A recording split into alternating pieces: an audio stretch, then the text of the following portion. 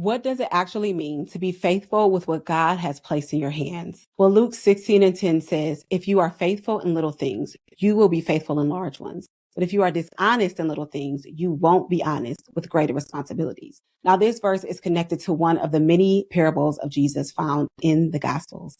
It's about a dishonest manager who had been entrusted with his master's resources and mishandled them.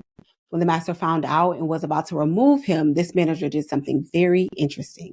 He went to each of the master's debtors and reduced what they owed in order to secure relationships that would take care of him after he lost everything.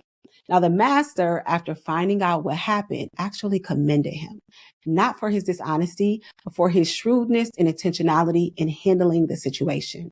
Jesus uses that parable to make a point. If a dishonest person in the world can be that clever and intentional about earthly resources for themselves, how much more should those of us who have come into the true knowledge of God be faithful and intentional stewards of what He has placed in our hands for His kingdom? But here is a question that's really worth sitting with. How do we know what God has entrusted us to be faithful with? Well, I would say by spending time reading and engaging in the Word. See, the Word is where we learn to handle every gift, resource, and responsibility He has entrusted to us the way He desires for us to. It's like our blueprint for life. And in order to do that well, we must start with the little thing. Listen, time with God is time that you will never regret spending. And when we become faithful students of His Word, we can be faithful stewards of His work.